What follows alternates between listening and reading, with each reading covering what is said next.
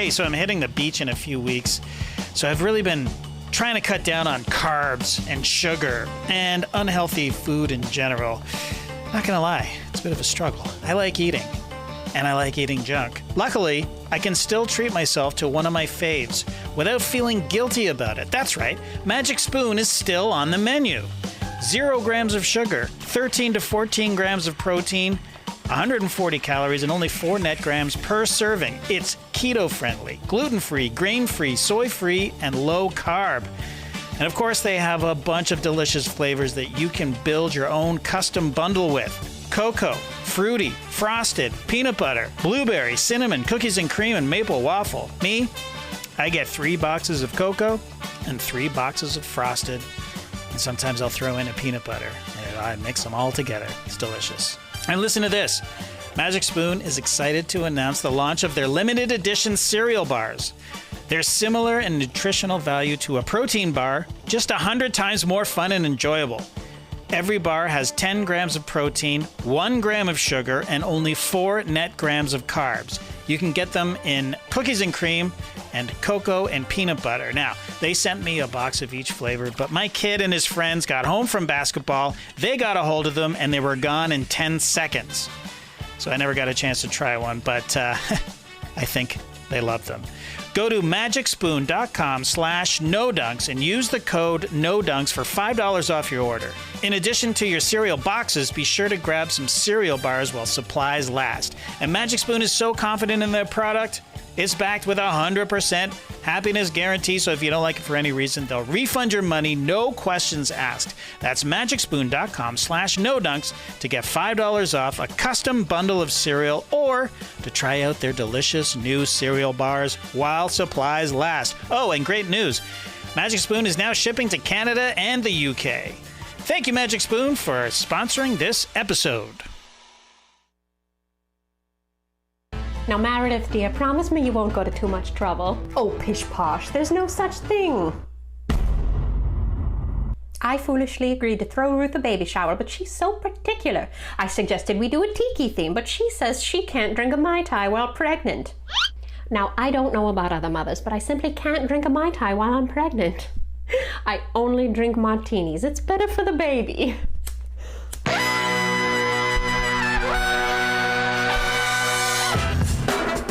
Good morning, sweet world, and welcome to the No Dunks podcast on the Athletic Network. It's Thursday, March 10th. We're here back in the Classic Factory. I'm Jay Skeets, and alongside me, as always, Tass Mellis. What's up, everybody? What's up, Tass? We got our Top Shot hot boy back in a Bulls hat, Trey Kirby. Hey-o. Hey, Yo. The international man of mystery, taking it to the max, Leigh Ellis. Friends. Leigh, and last, certainly not least, making the magic happen, super producer JD. Hello. There he is. Here we are. Shout out to the stream team joining us live right now on YouTube. Take a second, like the video, make sure you subscribe to No Dunks on YouTube, comment away, both in the stream team and later in the comments section if you're watching a little bit later in the day, and share the show. That's important. Help us get those subs up. Our next goal is 100,000. And don't you think I forgot about you singing Slim Dusty? Dusty What, into Slim. Shazam? No. I thought we had a thing like once we hit 50K, you were going to sing like a weird, I don't know, Aussie country song. Yeah, and we need Matt to come and play the guitar. right. Well, next time Matt's here, next time Matt's here, we'll do it. How about that? Okay, great. We're off to an awesome start. Email in your NBA questions to nodunks@theathletic.com. Tweet at us at NoDunksInc. That's INC. You can follow us on all the social media channels there on Twitter and Facebook and TikTok and Instagram. Really appreciate that. Also, this is fun. Survivor returned last night. Survivor 42, episode 1, 2-hour premiere. So we will be breaking it down in detail a little bit later today, around 1:30 p.m. Eastern, over on our No Buffs YouTube feed, and we'll have our own separate podcast feed for that on Apple, Spotify, or wherever you listen to your Survivor content. Search for No Buffs as we break down episode 1, showing you the cast there, Leigh. I assume you didn't watch last. No. Nah, I've done my one season of Survivor. That's all you need is one. Next pandemic, I'm back in. Okay. Yeah, well, there's a link in the stream team right now if you want to subscribe to No Buffs. That's what happened with my computer playing here. We had a little bit of a frazzled start. We didn't even remember if we had dapped up each other before the show finally got going. So you didn't give your classic cell phone reminder, I did computer reminder, and I got burned here, but it's for a good cause. Subscriptions. It's so funny though. Every other day I say it. Nobody cares. Everyone's like, I'm already done. No one listens to me. I say it every day. No one cares, but I didn't say it today. You're right, and that's what happens. All right, let's get into a bunch of the games from last night. How many games were on last night? 13 or something. There's too many. Yeah. Does Survivor count? Yeah. Jeez, yeah. When you add that to the Wednesday schedule, there was a lot of television being watched, at least in my household, and I'm sure you guys as well. But let's get into some of the key games. I got some questions from these. So the first one is we had the Suns dropping the Heat. They became the first team to clinch a playoff spot. Devin Booker returned. That was nice for Phoenix. I thought this was a really dominant win here in Miami. But Leigh, my question just with the Suns here, clinching, throw the X up there on the end of Phoenix. What's impressed you most about Phoenix this year? Honestly, for a team to have not made the playoffs for a decade and then be 2 wins away from winning a championship last season, that almost never happens. So was that almost a mirage coming into this season? And it started off badly, 1-3. They had some off-court stuff, and I was like, was Chris Paul last year, was he going to be able to sort of get back to that level? How are they going to basically handle expectations? And they've ticked all the boxes. There's a real Spursy-like feel, like a Spurry Blur feeling to this team right now. Nice. Because they have answered every single challenge. They've dealt with all that off-court stuff. And then you look at just how this team is right now. JaVale McGee, a guy who's bounced around. He's picked up his championships, but he's come in and been really, really good. They picked up Bismack Biyombo. He's given them some really good minutes. Campaign was another guy kind of out of league. He came back in. They signed him to a contract. Landry Shamet, another guy who'd been on 4 teams in 5 seasons. He's one of those players, how does he keep getting traded? He seems like a good player. Yeah. He's got a 4-year contract there. And so basically anyone who comes in produces for them. When they're deep and when they're well coached. I mean, Monty Williams is from the Spurs sort of system there, so he's got that education there. And now with Chris Paul out, they started off a little bit of a bumpy start there, but now they go and get probably their most impressive win in Miami. Now, no Jimmy Butler, but in that third quarter, they turned it up. They sort of did to Miami what Miami does to a lot of teams. They defensively, really shut them down and went down and scored the other end. Devin Booker, fantastic, nearly a triple-double there last night. But overall, this team has basically, it still seems to be there a little bit underrated, and I don't know where they are in the championship odds right now. But how they're not second favourite at worst is incredible. They are very well coached. You're seeing guys like Cam Johnson and Mikal Bridges having, career seasons right now when they're playing. And everything about the Suns that they do is very convincing. The defensive end is great. Offensively, they've got so many options. And DeAndre Ayton, who's been, he's been a little bit up and down. He's still got some growth there, but they've got a legit big man out there who can score and dominate on both ends. So this is incredibly impressive what Phoenix has done because, as I say, for 10 years, bit of a joke, bit of a crazy franchise there. Yeah. We saw them down in the bubble and they just missed out and we thought, it's the bubble, who knows. Last season, shortened season. There is no asterisk on that season, but you can see how people can maybe say, well, let's see them do it in a real season, back to real conditions. And they're doing it all right now. Yeah, 53-13. Was this their most impressive win to date last night in Miami? I don't know. I don't know looking at their 53 wins, but I know that it feels like they're not wavering whatsoever. I think, yes, the consistency is amazing. The team is the most impressive part, but I think another impressive part is just the flipping of the narrative of Chris Paul. It wasn't that long ago where he was anti-clutch. Sometimes these labels are ingrained in guys. Going back to his Clippers days, now he is, after this season, he is one of the handful of players that you'd want the ball in their hands in the last minute. And again, he was anti-clutch, especially with the internet the way it is. For that narrative to have flipped, I think is ridiculously great. I mean, when people watch the Suns, it's you don't want the ball in anyone else's hands in the last minute.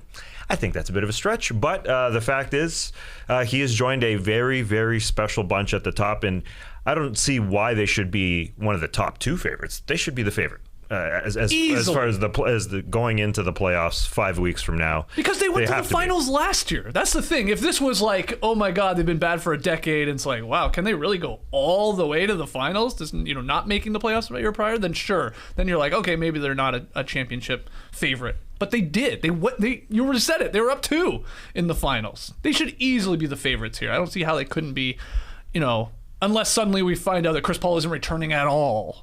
And I'm not even convinced then that they shouldn't still be the favorites. Well, spoiler alert, they're the favorites now. That's good. Yeah, at least Took a while to get there. The BetMGM Arizona site has them as the favorites. I don't know if it changes from location to location, but they are the favorites now because they've got 9 more wins than anybody else in the league. That's crazy. That's the most impressive thing to me, is that they're so much better than every other team in the league, because there's several championship contenders out there, but the Suns have been the best, and they've done it with basically all of their stars missing a nice chunk of time during the season. By the time the season's over, all of their starters, except for Mikal Bridges, will have missed at least 10 games, and they've taken 0 steps back. Like Leigh is saying, they get great performances from a Biyombo. Kaminsky had good games when he was still playing. Campaign has really seized his opportunity with Chris Paul going down. They're just super professional, and that is Chris Paul, being a professional guy and just having the attention to detail each and every single night. It's been a little bit rocky sometimes with Chris Paul going down. They haven't had necessarily the exact same fourth quarter execution.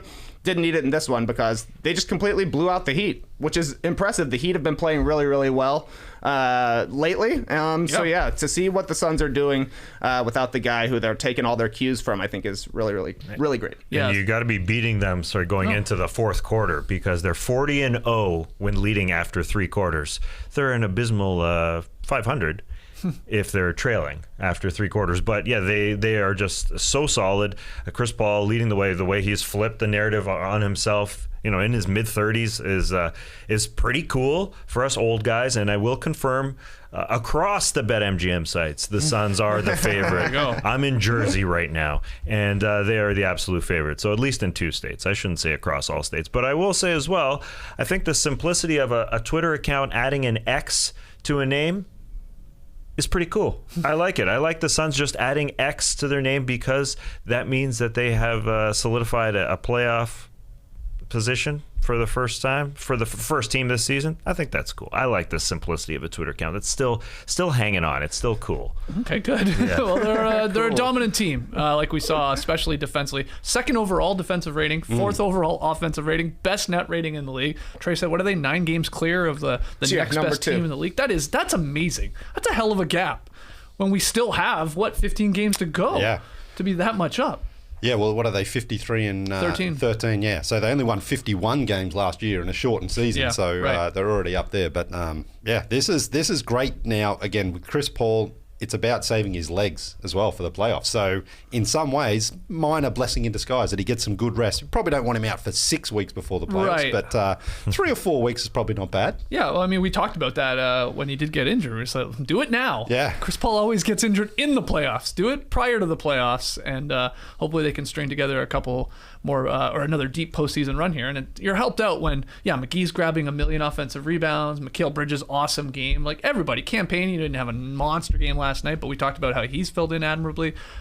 Just a juggernaut of a team. They get it done on both ends, and they just go about their business. And I love that they do have the sour taste still left in their mouth of losing last year. Yes. I love that. Yeah. Well, remember Booker, as he was walking off the court, he was like, damn. He wanted to sort of have one last look because, 2 games up. I mean, Tass, you probably got the stats there.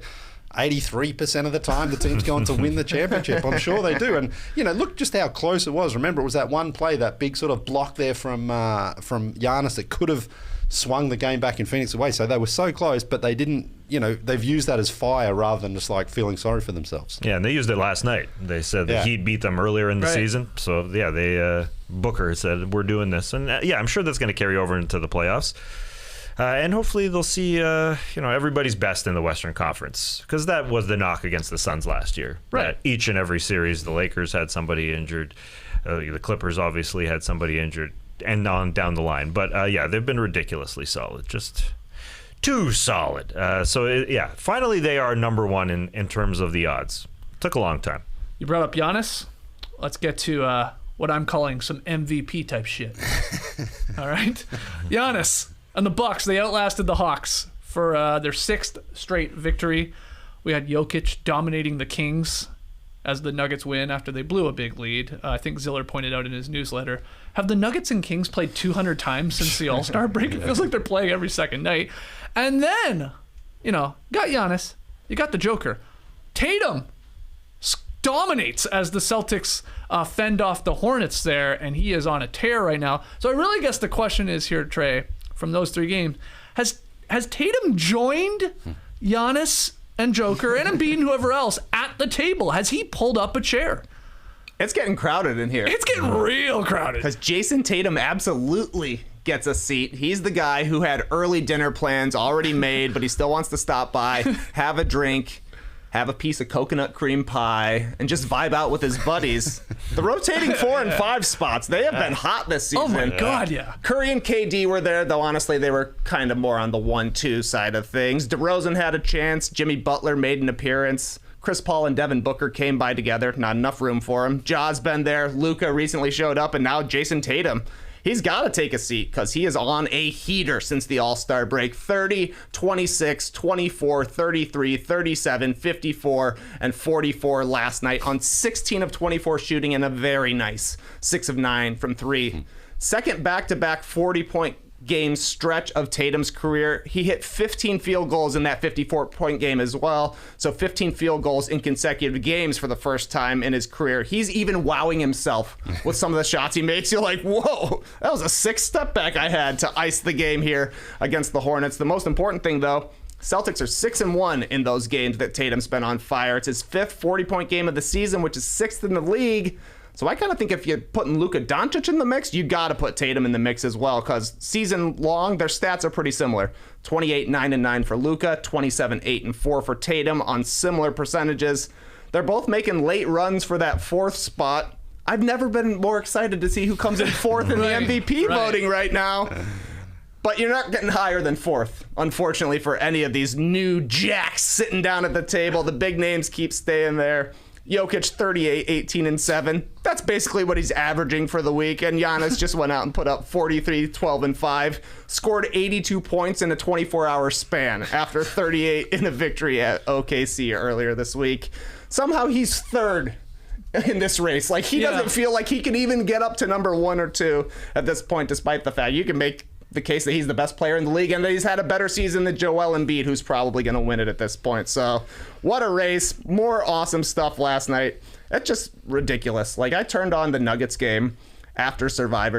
I'm like, I want to see what's going on here. I want to see what Jokic's line is. It was the middle of the second quarter and he was at 17, 8, and 4. I just started laughing. I'm like, okay, this is good stuff. So yeah, Tatum, take a seat, but you're not getting too far in here. Wow. Okay, so Tatum is sitting down though. So take a seat, buddy. So if the 3 bigs, the international bigs, they've been there basically all year long. Embiid, Giannis, Jokic, in whatever order you want to put them. You've got Tatum with the 4th seat. That means there's one more 5th seat. So who's Luka? Luka. So wow. Yeah, Ja not there, DeRozan not there. I mean, it's tough. It's tough, but it's a small table. Chris Paul's like, I've just got to go out and park the car. Don't save my seat. And Jayson Tatum's like, okay, sure. Yeah. Keep it warm. That's the thing. I mean, Chris Paul was in that conversation, but you miss some time and you sort of fall away. It is incredible right now just how many guys. Because Tatum, I agree with Trey that he's not going to get into that top 3. No, of course. But they are only 2 games back of the Milwaukee Bucks in second. It's not out of the realm of possibility that the Celtics do climb up there to number 2. It could happen. Sure. I mean, maybe it will, maybe it won't. But if they get up there, then Tatum might be just sort of saying, well, one of those guys just like, get over a little bit more, I'm here. Who knows? But the confidence he has got right now, you mentioned the step backs, he's blowing kisses to the crowd there in Charlotte. It's awesome when a guy's just in this groove like this where, you know, this is not like it was on Sunday where he was just sort of lining guys up and saying, I'm just going to take you down. Then the Hornets aren't that good defensively. But Tatum is just like, there's really nothing anyone could do to stop me. I've got the threes. I'm getting inside if I want it. Anyone who's a tiny bit undersized has virtually no chance against him. So this is an incredible run, incredible surge here from the Celtics. Yeah, I would say one name that wasn't included there was Steph Curry. And I know he's overlooked because he was hot to start. As Trey said, he was leader of the clubhouse for a long time. His numbers are better than Tatum's, even though Tatum scores a little bit more. Tatum had a bad start to the season. Yeah. You know, he's shooting 34% from 3 in that Luka range of, you know, below average throughout the league. And Curry's numbers are still better, and his team's record is better. I think we're forgetting about Steph because he was part of the leader at the beginning, and now we're just we're done with that. But then what the problem with Steph though, or including him still, is Draymond goes out and then they're like a 500 team. So you saw the importance of Draymond. But they're still way better than the Celtics.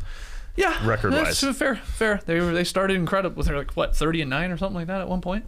Yeah, but he's not there to me, and I don't even think Tatum is, as crazy as that sounds, because I think John Moran is still deserving with the Grizzlies record at what it is, and then I guess then you are flipping a coin between Luka, Tatum, and even a DeRozan who's trying to hold on. And it comes down a little bit to the team's records when they're that close. Maybe you're right. Maybe the Celtics jump all of these teams that have the best record in the Eastern Conference. They're probably not going to catch the Heat, but it's maybe probably not. But it's only 4 games. I know. Yeah, right. That's not huge. I mean, that win for the Bulls last night against the Pistons is huge in the standings, and they had to work for that as well. Oh yeah, Pistons are hot, baby. Oh yes, they are. What are they doing? They're playing well. At the took wrong a time. loss last night. Bulls had to play 1 quarter. That's the charitable way of looking at it. Yeah. That's right. But I think it was Bobby Marks though was tweeted last night like the Pistons' last 9 games or something like that. They won a lot of them. Even their losses were pretty close. Yeah. And some good teams. Maybe the basketball gods will bless Reward them in the draft lottery. Oh yeah, look how hard these guys were playing here. Let's give them the number 1 pick. Imagine they get the number 1 pick 2 years in a row. That'd be huge when they didn't have it for like 50 years. Cade and Chet. Is that where they would go? CNC Music Factory in Chicago. Or Detroit. Chicago, yeah, send them there. I was saying, don't they measure engines by CCs a lot? At least on a motorcycle, I know. Yeah. I think you're talking more HPs. Horsepower. But Right? still, CNC, Cade, Chet, CCs, there's something to work with there. Okay. Yeah. Of course, they don't have the number 1 pick and haven't drafted him yet, but we're getting in early. Yeah, we're talking it into existence. Well, let's go to another team that could have a number 1 pick and had a good victory last night. Jalen Green, 32, as the Rockets downed the Lakers in overtime, 139-130.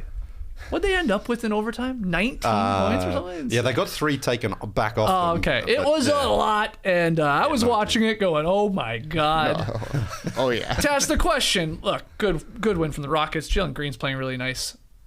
Is this rock bottom for the Lakers, or can they go lower? Oh, they can go lower. I think when you said they have one of these teams has a number 1 pick, I thought you were talking about the Lakers. I mean, they could. Things are abysmal. Things are very bad. They just have no identity whatsoever.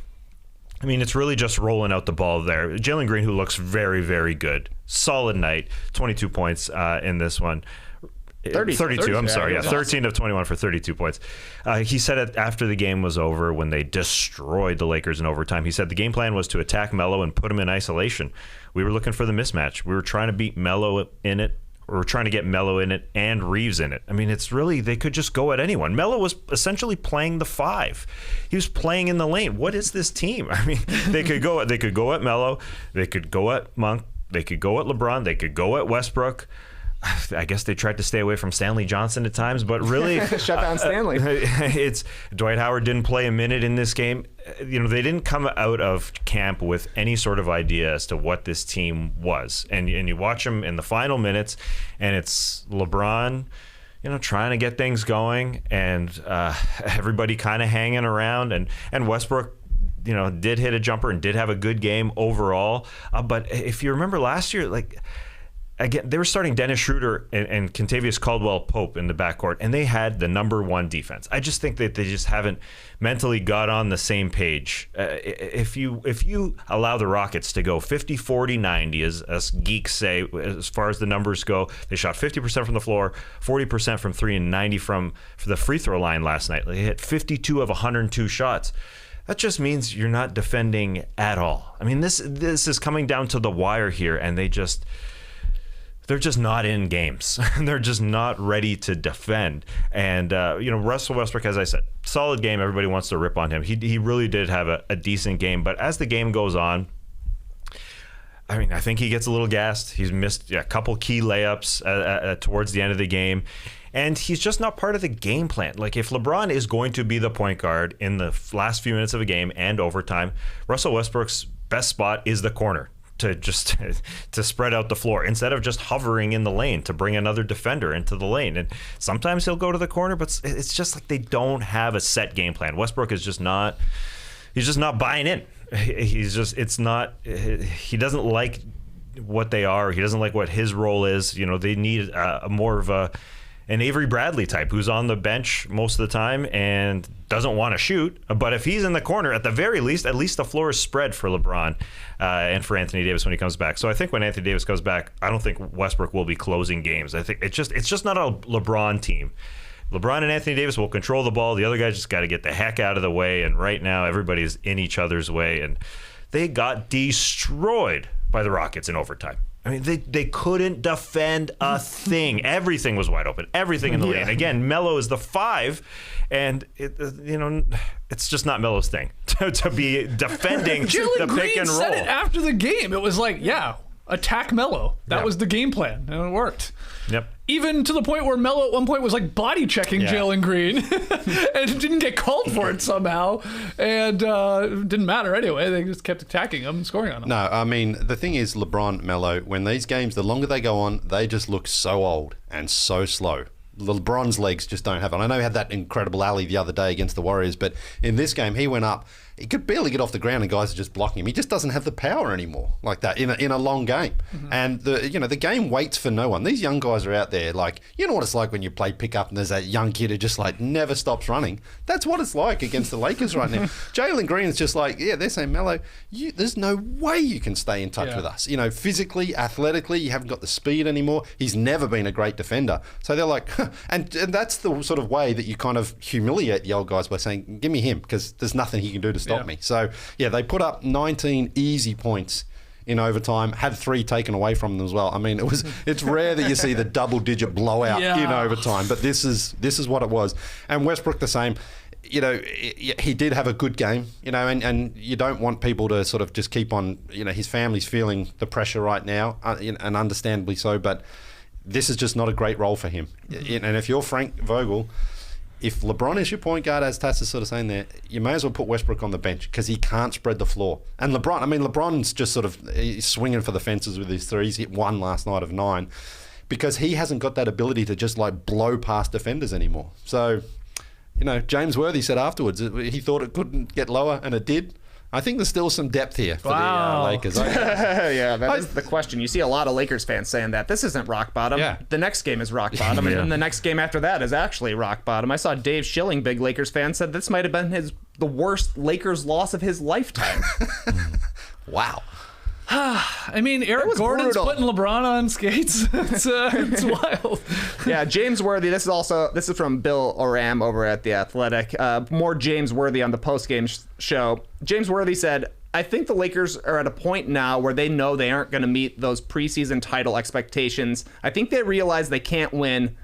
They don't feel like they can win. So those words were relayed to Carmelo Anthony, who said, I don't totally disagree with them. They're checked out, man. Yeah. Is it 1, 2, 3 Cancun sort of situation? 100% it is. LeBron, I thought, was super, super weird game in the fourth quarter and overtime. 2 for 10 in the fourth quarter. Had a layup. He had a layup. He could have shot on either side at the end of the fourth quarter. He could have shot on the left-hand side, would have got a foul call, guaranteed. It's LeBron going up against Josh Christopher. Or he could have shot the little scoopty-whoopty reverse. Instead, he kicks it out to Melo, who missed the thing. And then in overtime... Did you see that? Sorry to stop you. I think it was Melo, or maybe it was Westbrook, when they're walking back to the bench. You can see somebody saying, it appears to me like they're saying to LeBron, shoot it. I think he had a shot there, man. You're a scorer. Yeah. He's a passer. Hey, you want to be called a scorer? Take a layup to win the game. Yeah, that was weird. Or take a shot in overtime. He took one in the first minute. He took one basically in the last minute when it was over. But he was in pass mode. He was like, you've stuck me with these players who have been literally cut from every single team and picked up off the waiver wire. Like every guy you mentioned was out of the league at some point, basically. I'm just going to pass it to them. Let's see if they can win a game. Obviously, they could not. Obviously, they couldn't do anything defensively, so I don't know. That fourth quarter and overtime from LeBron, I was just like, how can you watch this happening to your team? How can you watch the Rockets run it down your throat every single time, then just come up and dish it out to the wing, to dish it to Westbrook to miss a shot? Yeah, he had a nice little dish to Westbrook, like Westbrook a layup inside, and he botched it, and like it was a bad miss, and you could see LeBron's body like totally. Jesus. But that's been happening a lot. Yeah, this season. And he's just like, oh my god, I have to do everything, but he also doesn't track back, so then the Rockets just pound it down the other end. Right. Yeah, it's a disaster. Absolute disaster. And Anthony It's a disaster, Davis, but it can get worse, you're saying. yeah, Anthony They cannot Davis make isn't play-in. going to, like, all of a sudden turn this team around where the Suns or the Jazz or the Grizzlies are like, oh, how do we stop this team? I don't see it at Right. all. Whether they're full strength or not, there's no chance they get out of that first round. Just quickly, as for the Rockets, Jalen Green, I saw you tweeting about his game. He is fun to watch, and he is having a nice little string here. Yeah, he's the Anthony Edwards of this season, where he was so underwhelming in the first half of the season that his second half, when the team is completely out of things, you're not really paying attention. But man, the athleticism was incredible last night, and he had like actually harnessed it, not just like running around like a crazy guy. Yeah. He was like using his speed to take up space, to get into defenders' bodies, and then when he was wide open, it was money because he'd already gotten into such a good rhythm. He was great, and I thought Şengün was really good as well. I think he had a career-high 21 last night. No fear. Like, he was going at LeBron or Melo every single time. You know, these are NBA legends. LeBron got the best of him sometimes, but Şengün got the best of him as well earlier in the game. So I thought seeing Green and Goon balling out together against a team like that was really nice. I don't know if that'll stick, but, you know, G&G Music Factory, that's not a thing. It can be. Anything could be a thing. We got to keep saying it. Green and Goon. I like Green and Goon. That's pretty good. Well, we had some weird losses last night. We had Randall and the Knicks winning again in Dallas, blowing out the Mavs 107-77. And then we had Cole Anthony and Gary Harris leading the Magic to a 108-102 win over the Pelicans. No Brandon Ingram in that game, and there's been an update. He's going to be reevaluated in 7 to 10 days. Not good for them and their chances to try and get into that play-in or stay in that play-in. But what was the more surprising loss from those two, Trey? Was it the Mavs losing again to the Knicks, or was it the Pelicans losing to a Magic team that's obviously not that great? Most surprising's got to be the Mavs, just because they've been one of the better teams in the league for the past couple of months, where the Knicks have obviously been the opposite. But like you're saying, apparently the Knicks just have the Mavericks number in Dallas. Nonetheless, this was a beat down, one of those games where first half leads are very, very real. Knicks held the Mavs to 17 points in each of the first two quarters, took a 27-point lead into the half. The big stat in this one, in the first half, the Mavs missed their first 19 three-pointers. Finished 1 for 21 from 3 in the first half. Taj Gibson, though, 1 for 1 from 3 in the first half of that one. Dallas never made a run in the second half because they couldn't hit threes. 6 of 44 on the night, 13.6%. That's what happens sometimes if you're a three-point shooting team. Sometimes you're the good Bertans, and sometimes you're the bad Bertans. Last night, all of the Mavs were Bertans, but shout out to the Knicks. Just hilariously playing their best basketball of the season when they're almost completely out of things, but just a nice little bit of hope for some bing bongs here. As for the Pelicans, the loss looks bad, but you mentioned it, Skates. Can't be that surprising when there's no Brandon Ingram in the lineup. Got this tweet from Burdensome417 who says the Pels are 2-14 without Ingram, 25-25 when he plays. Don't fail me again. I need it on the show. Pelicans fans, talk about Brandon Ingram or else. Hey, man. Bad news, though, for the Pelicans. Brandon Ingram underwent an MRI yesterday. A mild strain of his right hamstring will be reevaluated in 7 to 10 days. Great win for the Magic, but it's tough for the Pelicans to win when they don't have Brandon Ingram. They're probably fine. They're probably still going to be a play-in team, so as long as he's back to beat the Lakers in that play-in game, they should be fine. Yeah, they're probably okay because the Blazers have lost 6 straight games by 194 combined points, though they're just one game out of the play-in tournament. Zach Lowe sharing that with everyone this morning. 194 combined points. So yeah, Pelicans, by default, they're probably going to hold on to it, but that sucks, the Brandon Ingram. But same question that I asked Trey, what would you say was the more disappointing or surprising, I guess? Definitely the Mavericks getting punked at home by the Knicks. And the Knicks fans weren't safe or weren't happy until that final buzzer. Worldwide Wob tweeting last night, he tweeted this out at halftime, when the score is a 27-point lead to the Knicks. The Knicks hold on, God pays you $10,000 in cash. The Knicks lose, God painfully incinerates you immediately following the buzzer. Are you playing? For $10,000, like, that's not that much, is it? That just shows like he's not that confident. And then he also tweeted the Knicks bingo. How do they lose at this time? Which is hilarious. So they didn't. They didn't, and the Hawks lost, and the Wizards lost last night, so they gained a game on all those teams. I mean, they're alive. Let's go. Yeah. So just crazy. I mean, if Doncic is on the floor, like, the Mavs should be favourite, especially against the Knicks. So they put up less less than 20 points in 3 quarters, which is just unheard of in the NBA today. Yeah, that's true. Anything to add to those surprising results? It's great to give Brandon Ingram some love. What a wonderful player. He's awesome. He is their centerpiece, really, of that team. So that stat that at Burdensome 417. That's right. Wow, I can't believe I remembered that Twitter handle. That is great. He's their centerpiece, but they're not going to fall out of the Western Conference playoff picture because the Blazers are literally playing nobody. Simons, Winslow, those guys are sitting. It's a fun roster to look at all those strange names that you've never seen before, even as NBA geeks. Oh, yeah. I love a Watford in my life. Yeah, sure. Well, the Jazz dominated the Blazers for their 8th straight home victory. We had DeRozan, big fourth quarter, to help the Bulls snap the losing streak. Anything you want to add to that? They needed that one. And That was a must-win game. yeah, and the honestly Pistons was. put up a fight there for a couple quarters for sure. Yeah, they did. They were good through the first 3 quarters, and then red-ass Tristan Thompson got into the Bulls. And I think you can kind of see the way things went with Cade Cunningham's game. 22 points, 6 assists in the first 3 quarters, 0-0 in the fourth quarter. The Bulls finally focused and probably played their best defensive quarter since the All-Star break, I would say. And like you said, DeRozan was great. Yeah. Scored or assisted on the Bulls' first 8 in the final period. They pulled him out, got a quick sub, said I would play 48 minutes if I needed to. He almost needed to against the Detroit Pistons. But DeRozan and Levine scored 17 of the Bulls' last 19 in the last 6 minutes. Good stuff. Closed it out there. Clippers rallied past the Wizards. A tough loss for Washington here as they're trying to get into the play-in tournament, I think at least, in the Eastern Conference. 115-109 for the Clips. Van Vliet and the Raptors delayed Gregg Popovich's record in a win over the Spurs. They also helped me out this morning. There was 1 million games on. There was a Survivor premiere, which was 2 hours long. I didn't have time to make a thumbnail with Gregg Popovich's face on a thumb. It was going to take too much time. So thank you to the Raptors for getting it done. And a lot of people tweeting last night, Tass, as a Raptors fan, just nice to have an adult back on the team in Van Vliet, who returned to the Raptors lineup. Just a steady Freddy for a reason, man. Just makes that team so much better.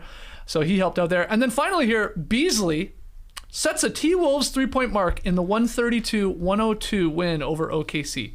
Malik Beasley, 11 for 17 from deep to break teammate Anthony Edwards' team record of 10 that he set just in December. Yeah. And Beasley is, this guy has hit a lot of threes this year. He actually has Minnesota's single-season 3-point record. He did it on Saturday. He beat, quick trivia. Oh, no. Who'd he beat? No.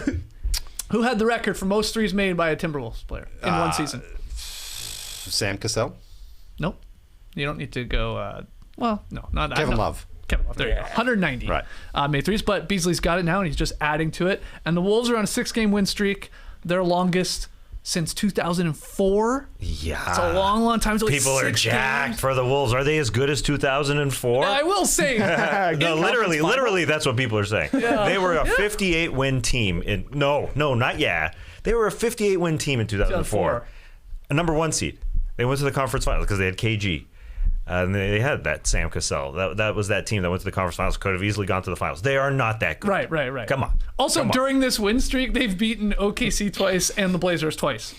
But they are playing great, and they're hammering them. I mean, they're kicking the snot out of them. And they're having a party at the end of the bench there because Beasley was going for Clay's record. He had 10 with about 7 minutes to go. Yeah. And they were trying to get him get him going, but he could. He only hit one more from there. But and then they took him out. He didn't play the final 5 minutes for them. But it was pretty wild stuff there. But again, honestly, any wins for the Wolves right now are great because they've got to just solidify their spot. Mm-hmm. Yeah, the problem for the Wolves is that they've been playing really well, but unfortunately they're chasing Dallas and Denver, who are also playing really well, so they've been stuck in 7 for such a long time, but a really great season. Somebody tweeted us recently that Timberwolves Reddit apparently does this like Warren Zevon Werewolves of London video where they're adding all kinds of crazy stuff to it, so I will make this pledge to you.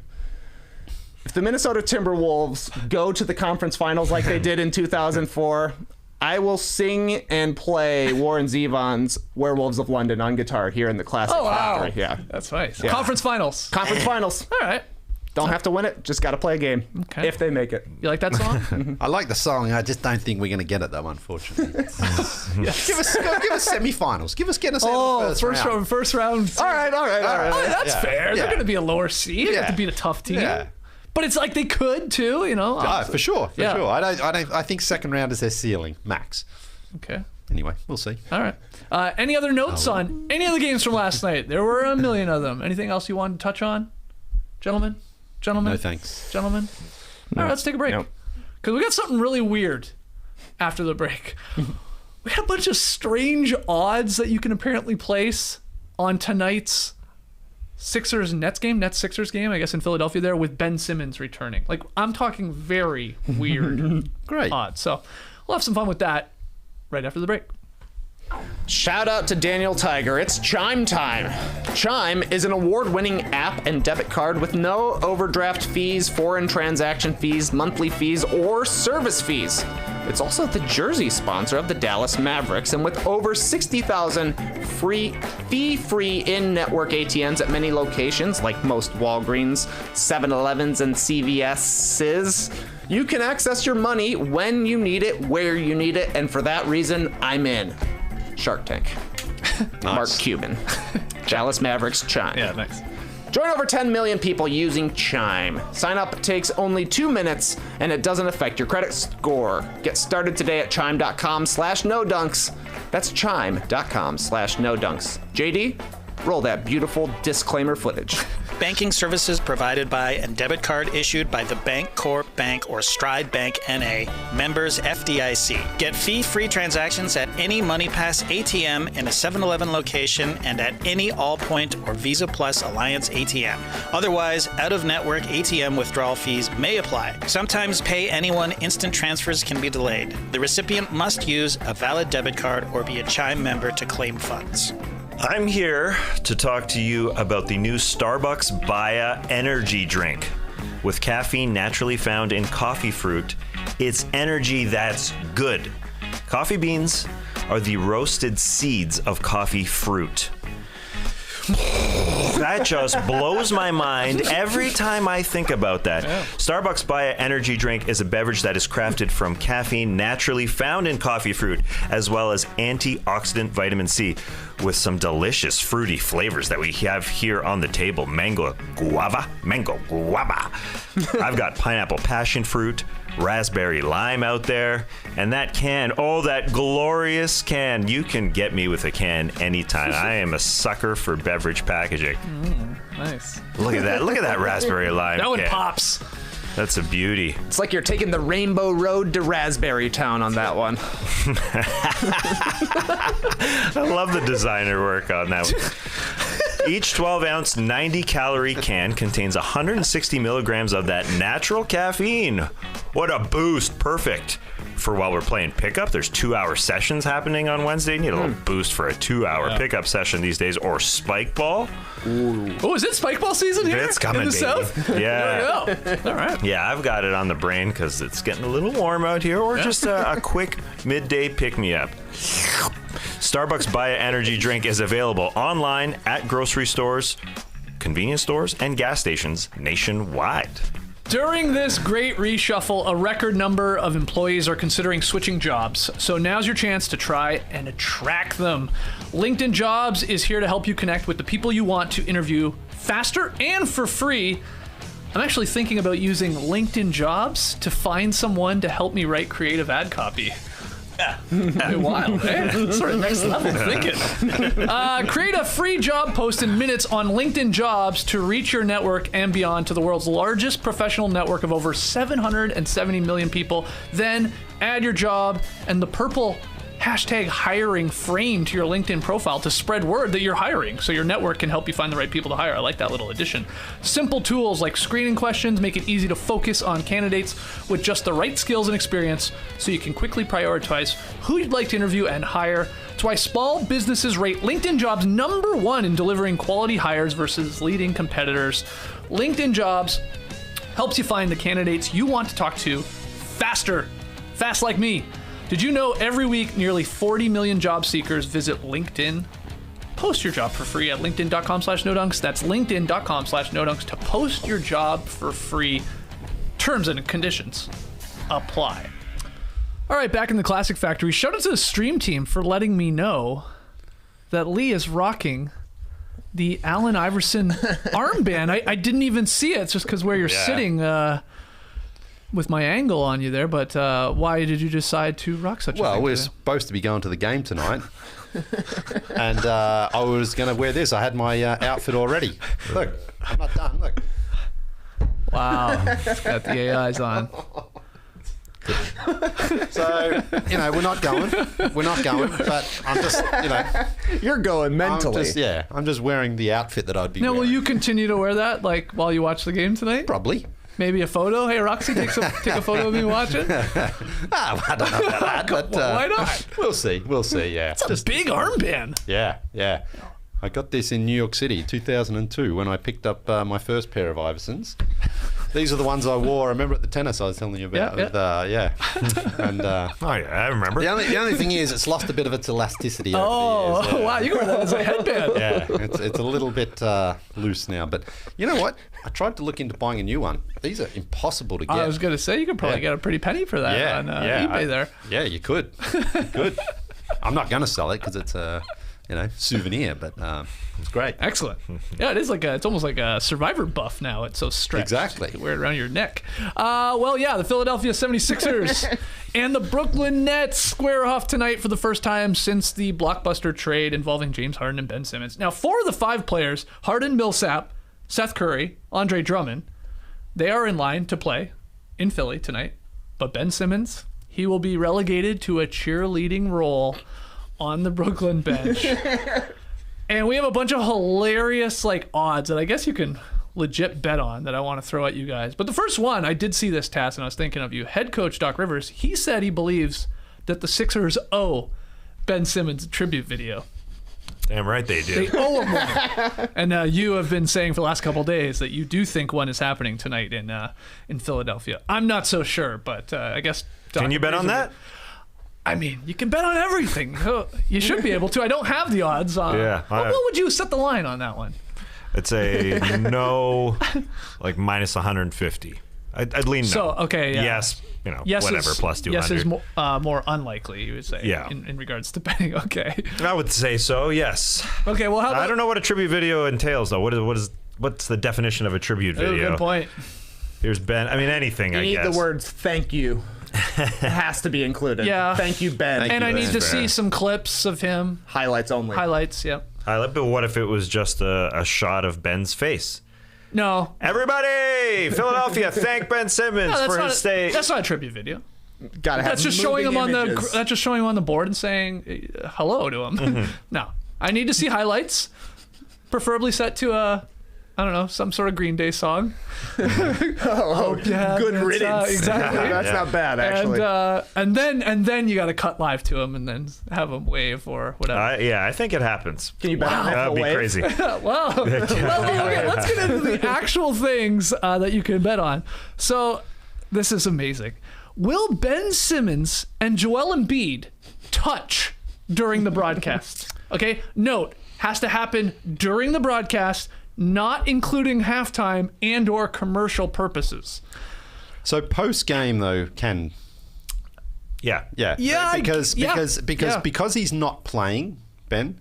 I don't think we get the pre-game dap. Remember when Shaq and Kobe? Yep.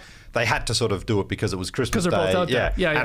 that was tense. Shaq didn't really look at him. I would expect something like that if he was playing. Him not playing, I think he's going to sort of come out late to the bench, maybe right at tip-off. Embiid's not going to run over there. He's not going to run onto the court. But you say yes. After the game, I can sort of see maybe a little hey man. All right. So yes, A is little minus bit. 150. No Yes. is plus 110. So the line makers expect them to touch. It sounds like it. And I think what increases the likelihood of them touching is the fact that Ben played in Philadelphia for so long. Maybe he goes the wrong way. Maybe he goes to the wrong locker room at some point at halftime or something. Runs into Joel, on the baseline, for instance. It doesn't necessarily need to be a, hey, I'm going to come up to you and dap, but hey, oops, I'm in the wrong spot. I actually think it's Funny more me. likely the ball finds its way over to the Nets bench. Embiid is over there, and then almost jokingly reaches out for like a quick little dap up. Like he just finds himself standing right beside him, and it's almost like he's doing it as a joke, but there is a touch. So I'm voting yes as well. If Simmons wanted to troll the Philly fans, he would do the mellow and pick the ball up and fake shoot it, and then sort of sit back down. That would be hilarious. Be good. Okay, so we're yes. Trade. Do they touch? That's literally what it says. Touch. Do they touch? If you're including post game, I imagine there will be a post game touching of You some. think so? Bro hug Honestly would though, Well, if I'm looking at the values here, I'm betting no. Plus 110 on no. I can easily see Embiid ignoring Ben Simmons the way Shaq would to Kobe, and Simmons is not going to seek out Embiid. Yeah, it's going to have to be the other way around. It's true. But I do think Embiid loves the performative aspect of it, so there's going to be something that goes down. But it's also easy to see, like if Simmons comes out late, they turn the lights down to do intros for the Philadelphia, so he sneaks in so nobody really sees him. The game has started. And they just ignore each other. It could happen. Yeah. Okay. Well, sure. So following up from the touch question, if Ben Simmons and Joel Embiid touch, it will be, and then you can bet on the following. Okay, the favorite of what it will be is a fist bump. Classic. Yeah. 7-4 odds. Just a handshake / hand slap. I love that. Okay, that's 2-1 odds. A handshake / hand slap. And a hug together. So, what you've tried to do a million times with players and always fail. 5-2 odds. Just a hug. just a hug. No touching with the hands. Come on in. 7-1 odds. A punch. 10-1. A bro punch. A bro punch. Yeah. Well, I think they're saying it gets physical here. They're pissed off with each other. A face slap. 12-1 odds. That's the worst. That'd be amazing. Yeah. That's the worst. Why would you? That even should bet be 100-1. Yeah, exactly. Totally. And then a butt slap. Yeah, butt slap should be lower. 25-1 odds. Butt slap should be 10-1. Right, they got this wrong. Yeah, a face slap. Yeah, like I guess you could look at a face slap. I'm trying to think. Yeah, I mean, obviously, like you son of a, and slap them like you're a wrestler, but maybe it would have been like a Corleone face. My slap. boy, yeah, my boy. It's good. I knew it was Ben. Ben Simmons, right? He had like $19 million withheld from him. He should go bet heavy on the butt slap. Win that money back that way. He could say, the butt slap, let's make it 100-1. I'm going to put $1 million. And then he goes and then up. He just goes out and slaps away. Then he gets his money back. But, slap away, boy. No, I think the fist bump is fair enough. It's the odds-on favourite there. I think that's what you're going to get. You don't think we get a hug? I don't think a hug. No, I think a sort of a non-eye contactual sort of like, let's just do it. I love this. I'm glad we're doing this. Eye contactual. That's good. I'm betting on handshake / hand slap and hug together. Okay. They're going for the full boat. The bro hug. The full bro hug. Yeah. It's actually like if you go in for the handshake, hand slap, a hug makes it less awkward, I would say, because you don't have to look at each other as much. Huh. So I think if they do go for a handshake, hand slap, then you don't have to be eye contactual. You know what I mean? Yeah, you don't. You go for the handshake, then you just get this thing over with. Like it's less personal. You can make a point of looking over the other one's shoulder to see who else is out there that you want to say hi to. Yeah, it's less. Yeah, so I do love the idea though of betting on the butt slap. Great idea. But Joe, let's say Joel Embiid goes in for a hug instead, and Ben Simmons has to backpedal and say, "Don't hug me," and go in for the butt slap and run behind him and give him a butt slap. Wild. I was gonna say, can you parlay these together? Can I go a hand slap into a hug with a butt slap, and then maybe a little playful punch at the end? Oh, Cam Stewart over here. I'll be the Cam Stewart here. I'll be the Brian Blessing here, and say usually the betting lines usually put a max on these because of shenanigans. $100. It's like $500. Oh, is it? Okay. Yeah, $5. You can bet some 5 smacks. Okay, well I'm not done. Believe it or not, I got another one. This one I actually like. Will TNT mention Ben Simmons free throw shooting during the broadcast? Okay, yes gets you -140, no +100. I think you got good odds with the no on this Yeah. one. I think it's way more likely they don't mention the free throw shooting. Really? He's not playing. When would free throw shooting come up? Anytime they shoot free throws and then they show Ben Simmons. Well, luckily he's not out there for the Nets. Would they do? Like, come on, you don't think hack of Ben Simmons is going to come up even though he's not playing? No. Really? Wow, I do. I don't think it's come up on any game that he's played, or that he's been sitting there. I know they're playing the Sixers, but what is the context? I don't get it. That doesn't really make sense to me. He's not playing. I just think the Boo Birds are, of course, going to be out. The broadcast starts talking about, oh man, you imagine he was playing. Would Doc go for the hack of Ben?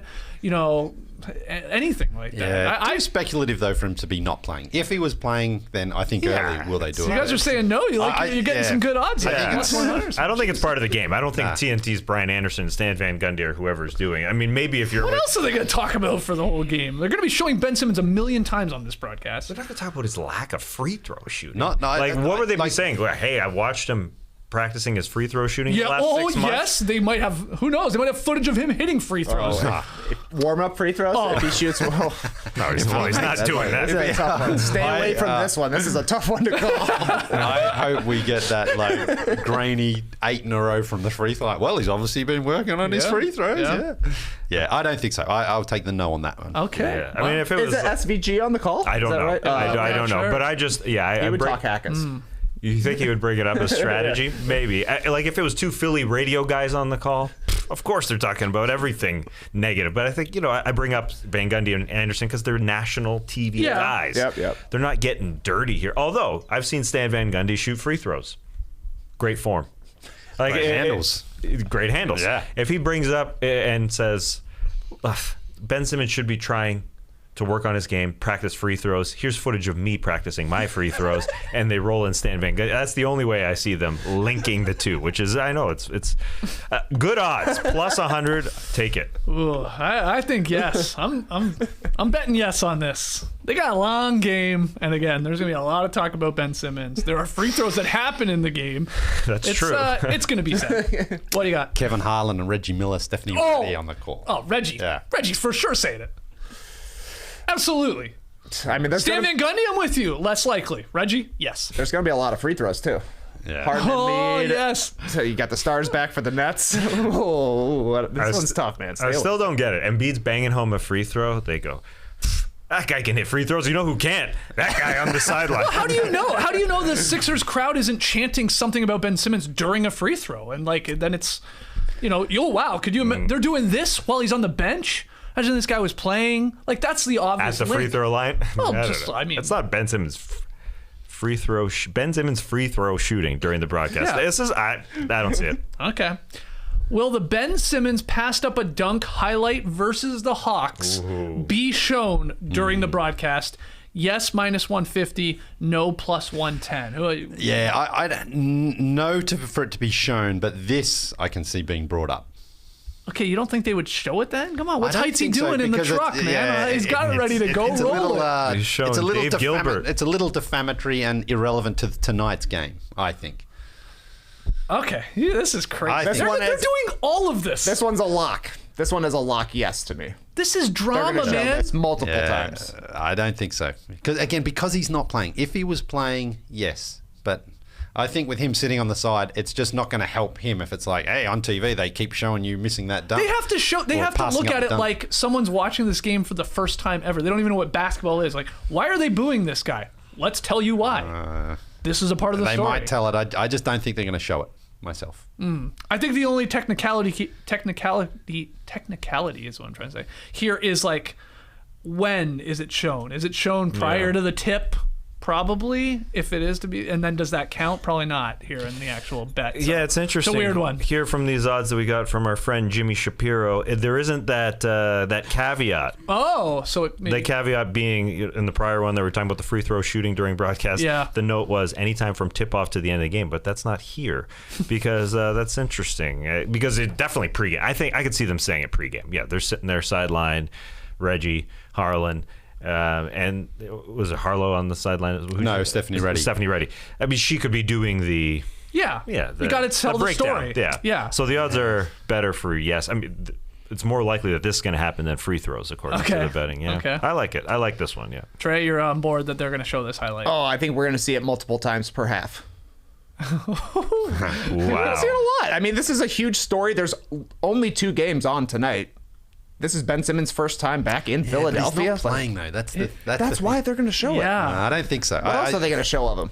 Yeah, I mean, I think this is the number one thing that they would show. Are they going to show it on the Jumbotron? No, I don't. Probably not. I guess they're going to show it during the TNT pregame as well. Right. Yeah, okay. Pre-game. 100%. Yes. So that doesn't classify for the bet, I guess. Yeah. But Okay. Final one. How many times, and it just says here, not full name, Simmons is said during the broadcast? So I guess you don't technically need Ben Simmons. Though he's such a two-name guy, too. It's weird to call him just Simmons to me. But the over-under is set at 6.5. Smash the over. Smash the over, says this guy. Yeah. Okay, Simmons will be set at least 7 times during the game. I agree. Smash. Okay. Oh, Reggie Miller might say it 7 times in like 5 minutes. I would maybe go over if it was 16 and a half. Yeah. Like, I mean, 6.5 is a sentence. Yeah, I'm hitting the over on this. This is especially now that I know Way Reggie's too on the low. call. Yeah, once you said that, I was like, oh yeah, lock it in. Yeah, they'll even mention the chants in the stands. They're chanting for Ben Simmons. I mean, that's one. I mean, they're going to chant, you know. Ooh, yeah. Back in the building for the first time since the trade. Ben Simmons on the bench. Yeah, well, last time we saw Ben Simmons was in the game. Totally, man. Right, keep going. Imagine he was out there shooting free throws. Oh, I cannot imagine that. Hey, let's show you this highlight. Heitzy, play it. Oh, there's Ben Simmons passing up a dunk. Hey, it's already up to 4. Look, we're having some fun with this. I just hope nobody crosses any sort of line tonight in terms of like the fans in attendance. Hey, boo them all you want. Like, Boo them all you want. but you know, we just don't get any crazies like trying to get close to them. The game's where, Obviously, though, you can sorry? cross the line. Where is the game? Somebody. Where's the game? Yeah. It's in Philadelphia. Oh, okay. Yeah, we'll be okay, you think? You can't bet on whether a battery is thrown tonight. When you went to your first Vince Carter game in Toronto, Oh yeah. well, just talk us through it. Oh yeah. It was. Did you cross any lines? Well, did I personally Yes. cross any Yes. lines? Yes. No, I don't think so. You don't I mean, think I was up in the nosebleed, so it's not really. They No, can't but that's even the hear thing. me. You got to get the Sixers have got to get this booze out of their system tonight. All right. Great. Yeah. Oh no, I know. Hey, look, I'm betting on they'll boo him tonight. Okay. Tell me if this is crossing the line. I yelled this at Vince after he kicked the Raptors' ass. I yelled, "You'll never win anything, Vince!" It's not crossing the line. Definitely not. No, it's fine. if That's anything- fine. That's a line. I think that's kind of a line. You're not perfect going into any personal details or anything like that. It's just like, did. you I gotta. did. But how many times did Vince hit the game winner? Exactly. Oh He yeah. had the dunk. Remember the alley-oop dunk in overtime as well? He was good. So remember when Pat Riley went back to New York the first time? When he joined the Heat, and he came out and he was like, "Come on, bring it on to the crowd." Do you think Simmons decides to go full heel tonight and be like, I mean, It'd be nice. it'd be awesome. "Yeah, I know, But I don't think I don't he see will. it either." It would be great. Yeah, I wouldn't be surprised if he does a sort of like, "Yeah, all right," like an acknowledgement. I don't think he's going to be like, "Come on." I don't either. No, probably not. Okay, we'll find out. Yeah. Very exciting. So one of only 2 games on tonight. It's the big one on TNT. It's going to be one hell of a story. Just a guy sitting there on the bench. And then the actual game. I mean, look, Yeah, there's a game. there's some firepower in this game too. Do I have it right? Durant and Kyrie are playing in Yep. Philadelphia tonight. Supposed to Okay, be, I think. that's good to know. And obviously Embiid and the rest of his squad on the Sixers there. Can't wait. We'll get to the actual pick for that game when we get to pick them. We got to take one more break. We got tweet of the night as well. Don't go anywhere. I'll be back. Even though you are far from ordinary, the truth is that erectile dysfunction is really common. In fact, 52% of guys aged 40 to 70 experience some form of ED. ED is more common than most people think. In fact, 52% of men between the ages of 40 to 70 will experience some form of ED. Yes, I just said that twice because I know half of you weren't listening the first time. You put math in ad copy, I'm gonna frickin' use it. With Roman, you can get a free online evaluation and ongoing care for erectile dysfunction, all from the comfort and privacy of your home. Roman's system is completely confidential and totally Discreet, no big logos or labels on packages. A U.S. licensed healthcare professional will work with you to find the best treatment plan. If medication is appropriate, it ships to you free with 2-day shipping. Again, no big logos or labels on packages. The whole process, straightforward and convenient. Getting started, real simple. Just go to getroman.com/nodunks and complete an online visit. Go to getroman.com/nodunks today, and if you're prescribed, get $15 off your first month of ED treatment. Make sure you're ready to have confidence and control this spring. Roman ready. This podcast is sponsored by BetterHelp Online Therapy. Relationships take work. A lot of us will drop anything to go help someone we care about. We'll go out of our way to treat other people well, but how often do we give ourselves the same treatment? Personally, I try to allocate at least 1 hour per day where I'm totally disconnected from the news and all of my electronic devices. Go for a walk. Sometimes I'm just outside shooting hoops by myself. Either way, I prioritize my mental well-being and I find it very beneficial. And this month, BetterHelp Online Therapy wants to remind you to take care of your most important relationship, the one you have with yourself. BetterHelp is online therapy that offers video, phone, and even live chat sessions with your therapist, so you don't have to see anyone on camera if you don't want to. It's much more affordable than in-person therapy, and you can be matched with a therapist in under 48 hours. Give it a try and see why over 2 million people have used BetterHelp Online Therapy. This podcast is sponsored by BetterHelp, and No Dunks listeners get 10% off their first month at betterhelp.com/nodunks. That's BETTERHELP.com/nodunks. All right, back with the boys here. It's time for Tweet of the Night. Tweet of the night. Wow. Twitter. TK, what do you got? Bit of a what you got here for Tweet of the Night comes to us from Sean Yu, along with a clip from his S Tiers podcast alongside Zach Schwartz. Sean tweets, so Zach asked a great question earlier today. Would you rather smoke weed with Don Nelson or drink wine with Gregg Popovich? Wow. Now, look, my choice here is obvious. Yeah. Smoke weed every day in Hawaii while wearing fish ties. Come on, it's the perfect. But I want to hear your guys' thoughts, and I'm going to throw in a couple of extra choices because you can usually put 4 things on a poll, which we're going to have up here in the stream team. So would you rather smoke weed with Don Nelson, Okay. drink wine with Gregg Popovich, do peyote with Phil Jackson, or smoke a fat stogie with Red Auerbach? Get your votes in. Ooh. Well, so go ahead if you want to get us started here. Yeah, well, I'm going to go through the process of elimination because a cigar is always fun at the time, but it just, like, you feel like ass the next morning. Like, it's gross, but it's cool. And it's like, yeah, I want to be here with Red having a big old fat cigar. Okay. So no. Okay. Phil Jackson. That's cool, so Smoking no. peyote. I don't really know what that entails, to be honest. So not You're sure. going to go on a journey. Could man. also Into the unknown. yeah. So it comes down to the other two now. Don Nelson. I think Ethan Strauss actually did do this. Yeah, when he went out to that's a Hawaii great article. And smoked with him. I can't remember what he said about it actually, but. That would, it's a tough one, but I think I'm going Popovich. I just think I'd love to sit down with him over a couple of glasses of red and just talk and laugh and joke because when Pop is away from being the Pop that we see on the sidelines and on TV, I think he's a lot more entertaining, a lot more engaging, and he would have some hilarious stories. I'm sure. I mean, Don Nelson would have some incredible stories as well, but I think Don Nelson could get a little.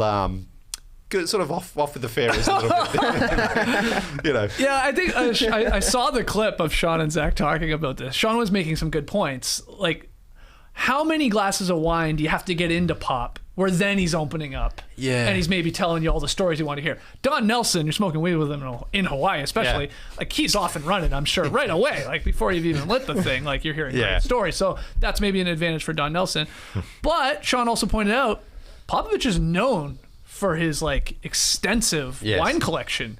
You might be getting into some good bottles if you do you like wine? Yeah. You like wine? Yeah. Well, only when JD orders Oh, that's at a right. restaurant. Yeah. But see, it's the company. That's a plus for Pop, I'd say. Not that Don Nelson has shitty weed, but Doesn't he have his own strain? yeah, it's true. But I just think Pop's probably got very, very fine taste in wine. Yeah. You're gonna get some good bottles, I think. So I'm just making a case for Pop it. and JD are actually quite similar. They've got that sort of grumpiness, but once you get JD away from the show, Got a couple reds in him. Then he opens up, and he's a lot more entertaining. So I think I'm going Pop. Are you not entertained? No, sounds like he's not. This is you like a Pop after at the in between quarter interviews. You're grumpy. You don't want to have to do this. Let's just get through the show. But once the show's done and there's a bottle of wine there, then JD's like a little bit more at ease. Yeah, so. all right. Okay. Fair. So what are you going with here of those four that Trey's thrown out? Psychedelics are so hot right now. I'm doing it with Phil, I think, and I think You're on a ranch, Vision Montana. Quest. Yeah.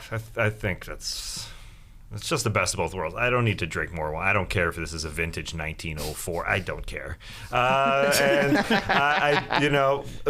Don Nelson experience would be great. The Ethan Strauss article on that, phenomenal. So that makes sense. The Stogie thing, that would be cool too.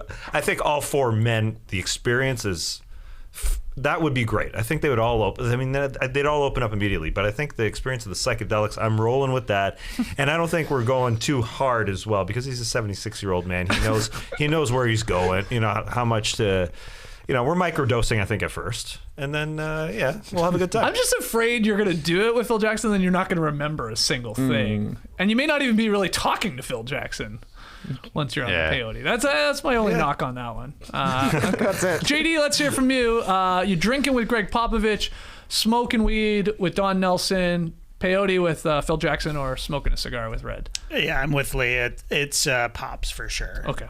I think that I don't think that it would take any time for him to relax because, I imagine it's in his sort of wine room or whatever. He's already relaxed. He's wearing his smoking jacket or whatever. And you're already, the ritual of opening the bottle of wine and smelling it and swirling it. He's in his element. Okay. Exactly. So, and he seems like a softie at heart and smart guy. He seems like a good guy to argue with. I love an argument. Ooh. I love debating. I love just playing devil's advocate, just getting under people's skin. So I would enjoy that with Pops, I think. So you're suddenly talking about the Obi-Wan Kenobi trailer and the promise of it. Okay. Well, so do we have that poll up? Yep. On the stream team? All right. Get your votes in, everybody. Yeah, right now we got 45% want to. Don Nelson. Yeah. Gregg Popovich, actually. 44 for Greg, 27 for Don, 22 for Phil, and only 7% want to smoke a cigar with Red Auerbach.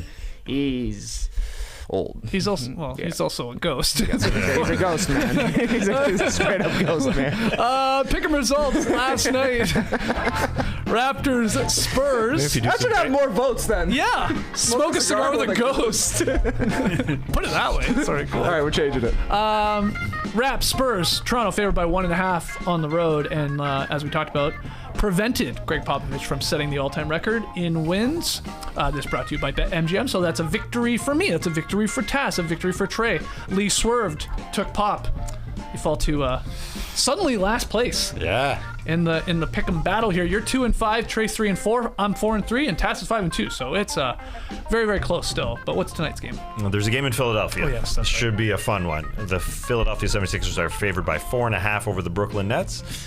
And surprisingly, we're Splitsville on this one. I thought most of us would be on the Sixers, but myself and Leigh taking the Nets. Why do you think the Nets are going to cover 4 points, Leigh? Yeah, I went back and forth a bit on this one. I can sort of see actually like a Sixers massive blowout. But then I'm also like, Kevin Durant's got some beef there with Embiid. Kyrie, again, came off a great performance, and him and James Harden, there's going to be a bit of beef there. So I'm hoping that the Nets can keep it close enough, but I think the Sixers win the game. Oh, you do? Okay. Yeah, I got think the Nets covering. Give me 4 points. I think it's less than that, but who knows? I can't pick my nose right now, so who knows how it's going to go. That's good. I like that. And Trey, any reasoning why you're taking Philly? I just think they're better. Yeah. Yeah. They've been playing incredibly well. They've got a better, deeper team, and I think it's going to mean a lot to Philly to rub it in Brooklyn's faces. Yeah, it is. It's going to be fun to see how the Brooklyn Nets players playing take this one to heart, though, like for their new teammate in Ben Simmons. Try and shut up the crowd. Yeah, of course. You know, if they come out and smack him in the first quarter, that takes a lot of the steam out of the booing Ben Simmons sort of train out. Yeah, and Kevin Durant, I mean, that's the thing. He would love this atmosphere. Yeah, You know, yeah, the yeah. villain, him and Joel. He can go out and put up 45 for his team, for maybe. sure. So For who sure. knows? Harden also left them as well, so that's Yeah. a motivator. you know? That's a good point. Yeah, that's true. Yeah, Steve Nash had some interesting comments about that, right? Like whether they would butt slap each other. He was They asked talk. if whether Nash would talk to Harden. Yeah. He said, I don't think I'm going to Yeah, talk he's to like, him. nah. He left him. Yeah, cool. All right, guys, we'll call it there. Email in your NBA questions to nodunks@theathletic.com. Follow us on Twitter, Instagram, Facebook, TikTok @NoDunksInc. Grab yourself an Athletic subscription. Go to theathletic.com/nodunks. Get your No Dunks merch over at nodunks.com. And look out for Leigh Ellis's Instagram and Twitter account tonight when Roxy takes a photo of him wearing his Iversons and his AI wristband watching the game. Oh, yeah. Did you think about turning it the other way so you can read it, or is that because you want to read it? It's like a watch. He wore it this way, but he actually had it on his left arm because he had his sleeve on that one, so he couldn't see it. And I thought, I can't put it on that one. No one will see it. Smart, man. Smart. All right, guys. If you are a Survivor fan and you watched last night's 2-hour premiere, join Trey, JD, and myself a little bit later today over on our No Buffs YouTube feed, and we'll flip that into a podcast on Apple and Spotify, but it's its own separate feed. No Buffs Survivor 42, breaking down last night's premiere episode, which you said you watched, by the way. I watched it. So yeah, that it's means back, you'll be listening or at least watching our show on YouTube. Yeah, I'm looking forward to you guys Awesome. breaking it down. Yeah, we're gonna have a blast. A lot of stuff happened. There was a lot of stuff. Chock full. Especially with so many games on, I'm a little tired right now. I need some of that energy. Oh, the new Starbucks Baya Energy drink. Yeah. Let's get some. It's available in gas stations. So yeah, we'll have that show coming to you around 1:30 p.m. Eastern live over on the No Buffs YouTube account. Till then, Clipper Bros. You heard it here first. Have a great time. Turn up. Love you guys. Awesome. Thanks for joining us, and remember, a lot of great comments from the stream team here talking about whether they would rather smoke a cigar with Red Auerbach or smoke a cigar with a ghost. Most people picked ghost over living Red Auerbach. Weird. A lot of people picked making gravy with Leigh Ellis or smashing nanas with Leigh Ellis. Wow. Yeah, that'd be fun. We can make that happen. What, making gravy on the show? Well, just like we could raise a bunch of money for charity, and the highest bid gets to make gravy with you. Gravy soup. Yeah. That's what it was. It was a gravy soup. Yeah. All right. Brace the day, people.